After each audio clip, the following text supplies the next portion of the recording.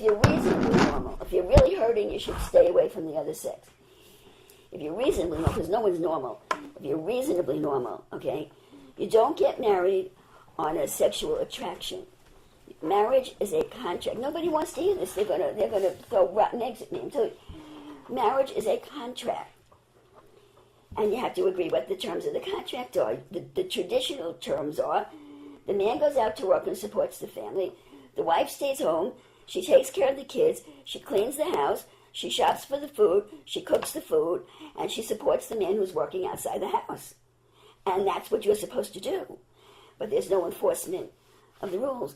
And you don't have to be madly in love with each other. What you need to be is committed to each other to make a life that will have God in the middle of it and produce a lifestyle that will satisfy your soul, that will bring God into your life. That's what marriage is about. It's not about sexual attraction. Then you have sex that's nice, and that's, I heard someone refer to that as the dessert. After you do what's right and you establish a life for yourself with a foundation in it that can endure, which means things go wrong in life. People get sick. People have accidents. If you are married and you've made a life and you're having sex and it's good, well, congratulations to you. But sometimes things go wrong, and you don't have sex. Marriage does not guarantee you sex. All kinds of things can go wrong. People get sick. People have accidents. Some women have postpartum depression. I knew a couple. The guy was going out of his mind. Young couple, his wife wouldn't have the baby. She wouldn't have sex with him anymore. All kinds of things go wrong. But the commitment to the marriage has to endure, you see. So the only thing that's guaranteed, if it's guaranteed, is what? When you sign your name on the contract. You're going to work. You're going to take care of the house.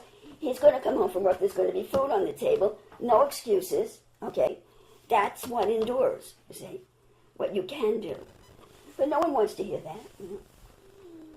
And on that basis, you see, we look at like the synagogue that I go to. They get married after a month or two. They date. I don't even think they hold hands.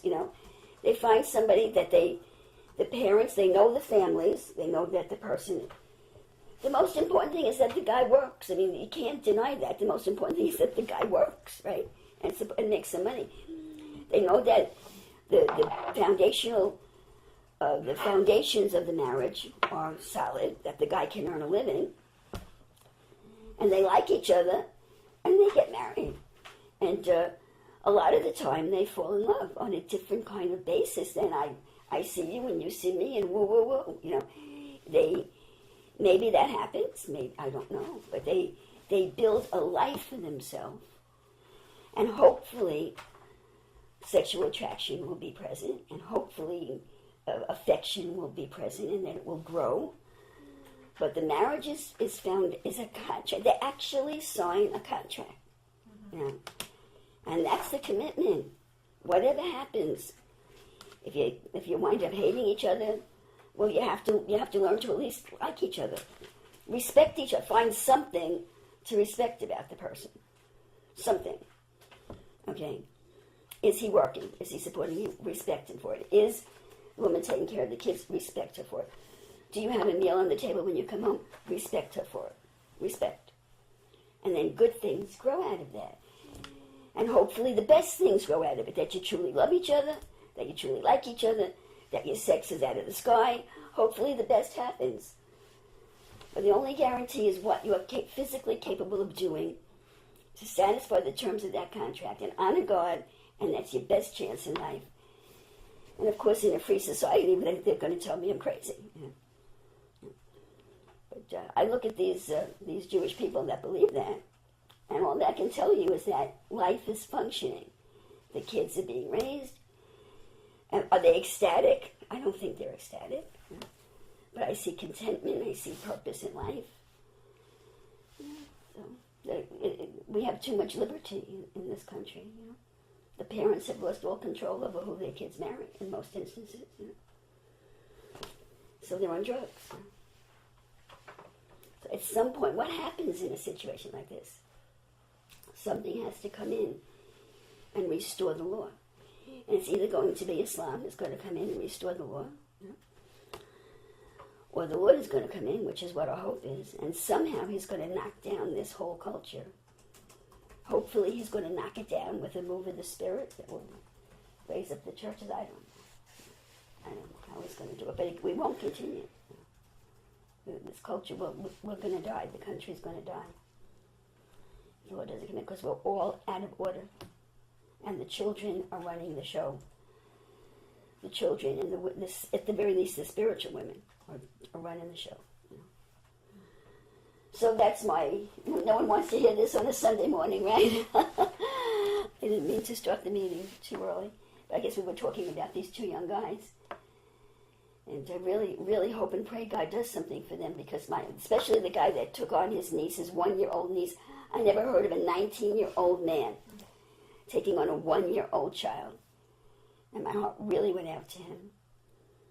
He's strong, physically and emotionally strong. And he's out there and he's making a living and he got a good job and he's going to college. And I just hope he makes it all the way, So I guess that's my prayer for them. That's how I pray, Father, I just bless those two young men. So Joe, I just pray that I'm so glad that your Spirit touched him last night, Lord. I pray that you don't let him go, Lord. Help him. Help him to find happiness in you and to save his life before he gets embroiled in the family line curse of his own sister losing her children. And Alec, I wouldn't call it a homosexual spirit, but he's so soft. He's feminine. I pray that you strengthen his masculinity, Lord.